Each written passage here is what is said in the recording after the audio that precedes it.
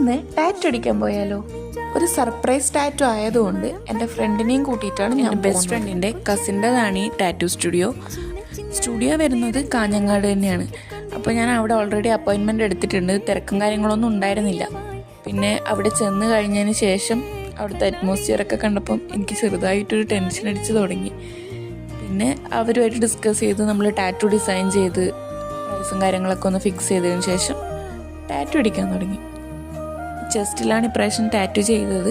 അത് ഹസ്ബൻഡിൻ്റെ നെയിമാണ് ചെയ്യുന്നത്. അപ്പം കുറച്ചൊരു ടെൻഷനുണ്ട്, കാരണം ചെസ്റ്റിലടിക്കുമ്പോൾ നല്ല വേദനയുണ്ടാവും എന്നൊക്കെ ഒരാൾ പറഞ്ഞിട്ടുണ്ട്. എന്നാലും എനിക്ക് സഹിക്കാൻ പറ്റിയൊരു വേദന ഉണ്ടായിരുന്നുള്ളൂ. ഓക്കെ ആയിരുന്നു. എന്നാലും ചില സമയത്തൊരു തരിപ്പ് പോലെ. ഇത് ആക്ച്വലി എൻ്റെ രണ്ടാമത്തെ ടാറ്റു ആണ്. ഒരു ടാറ്റു ഞാൻ എൻ്റെ കയ്യിൽ ചെയ്തിട്ടുണ്ട്. അപ്പോൾ എൻ്റെ രണ്ടാമത്തെ ടാറ്റു